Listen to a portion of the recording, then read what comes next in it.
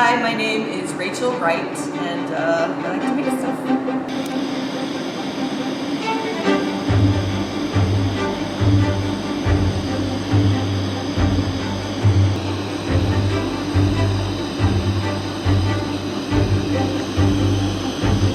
So I preheat the rods in the coolest part of the flame, which is the very, very end. So if I just stick them directly into the flame, it will explode.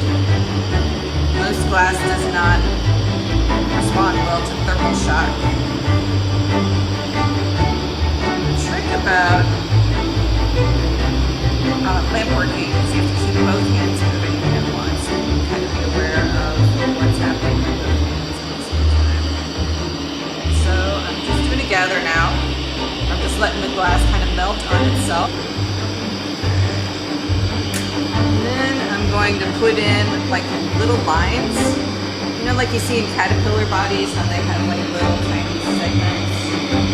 That is still reminiscent of the body of the moth too, which is amazing to me. Think about moths or butterflies. They go through their metamorphosis. They literally turn into goo. Like they don't stay solid, and then somehow they reform into these perfect little bodies. There's a little head.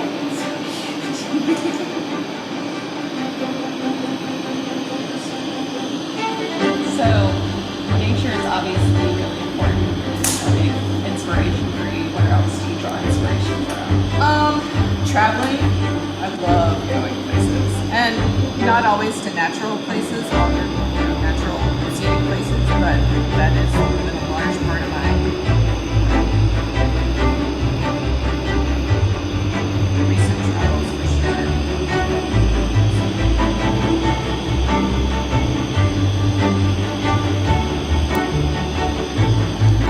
Water. Thermal shock. Intentionally chill right where now that's still wicked hot, so I'm not going to touch it for, sorry, a few minutes. The one that I made earlier.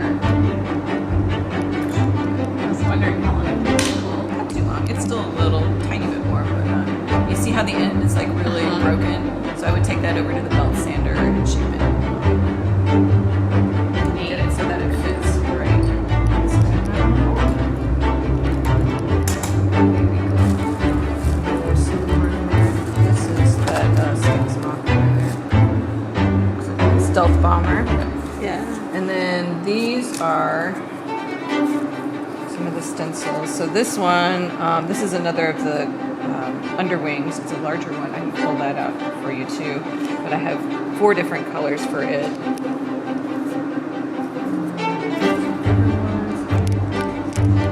can see all those little spots and whatnot. So this is a ceramic mold. A lot of the times we'll make molds that are one-time use, which is good because you usually have to like break the mold apart in order to release the glass, right? I've designed these molds in such a way that there's no undercuts, so the glass just pops out really easily. So the ceramic allows me to make the same thing over and over again. I also had to coat it with something called boron, so that the glass does not stick to the ceramic. Right? Okay. So make the body first. Took detailed notes on what I'm doing here. So this one, I'm starting with black powder. So I also made little stencils that I cut on the laser engraver. So I drew the lines that I want, and then had that cut out. So, I'm guessing an illustrator too. yes.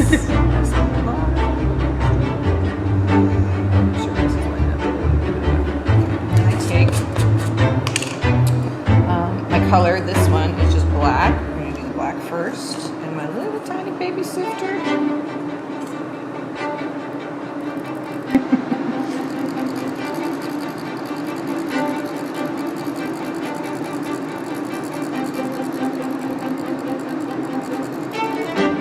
So this is a different color.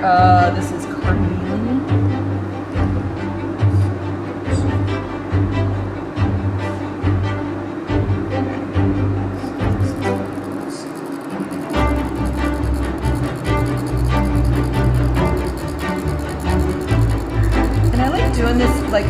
have enamels that I can literally paint on the glass. Sure. So that's why that's insane. So that's going to be the foremost part that thing that you see first. So then I'm just going to take French vanilla, which is my base color for this particular moth, which is a tulip tree beauty. That's the common name. I don't know. I'm just going to put a light coat of this powder. Normally I would be wearing a mask, but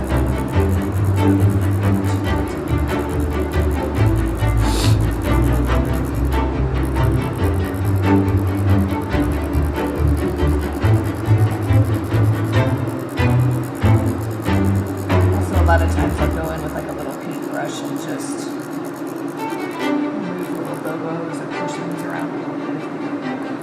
Right. Look at that. Make it look like there we go. Okay. Step away. Step away. Step away. Legs once I get them. So this is the same color, the French vanilla that I layered in before. It's just a slightly larger frit size, so it's crushed up glass as opposed to powder. So it'll fill the mold a little bit more quickly and leave less air between the particles. So literally,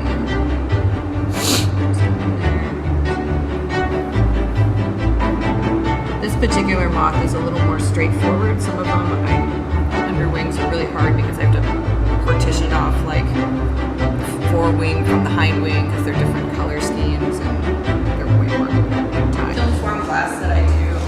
The sheet glass all starts with literal colored sheet glass, and I buy this all different colors of the rainbow. You can see kind of purple and blue over there, but I've got greens and aquamarines, and you know, it's a little bit of a sickness because I will just keep buying. Like there's a crate over there full of colors that I still need to tap into. And then what I do is I take the maps and I burn them onto, this is just a regular silk screen. Okay, so it's a little more open mesh because I want the fabric to be large enough, or the holes to be large enough that the glass particles actually will pass through it. You see? Cool. Isn't that cool? So if you're familiar with silk screen, it's a pretty actually industrial kind of process. Andy Warhol popularized it in terms of like fine art making, but prior to that, it was pretty much industry. But it's really great for reproducing the same image over and over and over and over. Sure. So what I've done is I've set up this screen. It sits about 3 millimeters up off the surface of the sheet glass, which is going to become really important here in just a second. Squeegee, and this is just, I'm going to be pressing the glass, or pushing the glass so that it falls through the little open areas and then falls directly onto the glass. So I'm not going to be pushing hard. I'm just doing passes like this.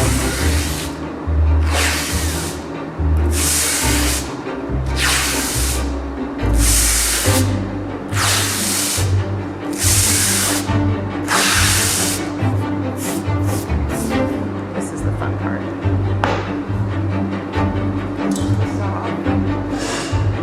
I've got the map in place. Now it will blow away, so I have to be careful when I pick it up. But see, it'll just like come off like that. So if I don't like it, I can just cut it off and do it again. But then I just literally pick this up and stick it in a kiln and then fuse it all together. I love working with silver foil, which is actual silver that has been pounded into a really thin piece. Okay, so it's almost like aluminum foil, not quite, right? Yeah, that's interesting.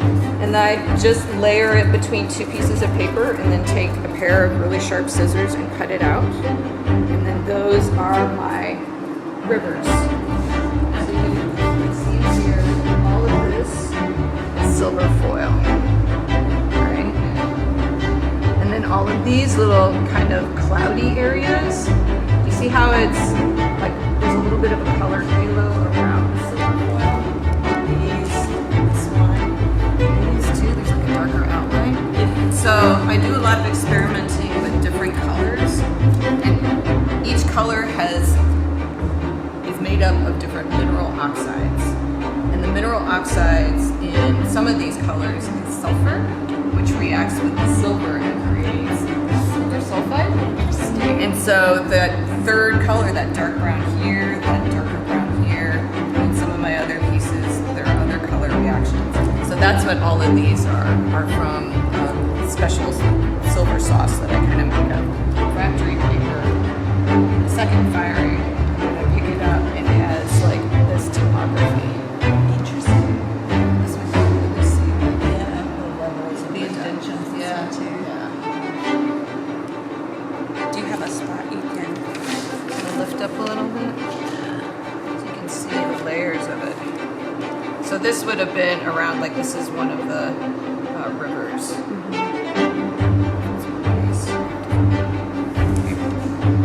And this is one that's already been fired, so it's a little more delicate.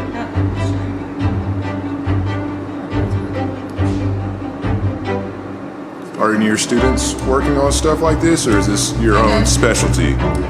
What do you, in terms of which? Maps specifically? Yes, or- ma'am. I have a couple of students who've done some map work, but not like consistently. But I do teach cube forming, and so I show them all of my